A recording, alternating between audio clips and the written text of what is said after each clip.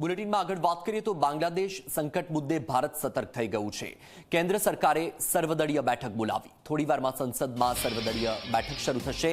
બાંગ્લાદેશની સ્થિતિની ભારત પર અસર મુદ્દે ચર્ચા કરવામાં આવશે। બેઠકમાં વિદેશ મંત્રી એસ જયશંકર માહિતી આપશે।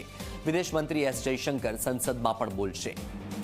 તો બાંગ્લાદેશમાં સતત તણાવભર્યો માહોલ છે, તેની વચ્ચે હવે ભારત સરકાર એલર્ટ મોડમાં આવી ગઈ છે। કેન્દ્ર સરકારે સર્વદળીય બેઠક બોલાવી છે। તો પીએમ મોદીએ વિદેશ મંત્રી પાસેથી પણ તમામ માહિતી મેળવી છે। ઘટનાની જે સ્થિતિ છે એ સમગ્ર સ્થિતિનો ચિતાર મેળવ્યો છે અને તમામ જે અપડેટ્સ છે એ અપડેટ્સ પર પણ નજર રાખવામાં આવી રહી છે। જે સુરક્ષા એજન્સીઓ છે તે પણ સતર્ક થઈ ગઈ છે, કારણ કે બાંગ્લાદેશના જે પીએમ છે તેમણે રાજીનામું આપી દીધું અને હિન્ડન એરબેઝ પર તેમણે આશરો મેળવ્યો છે।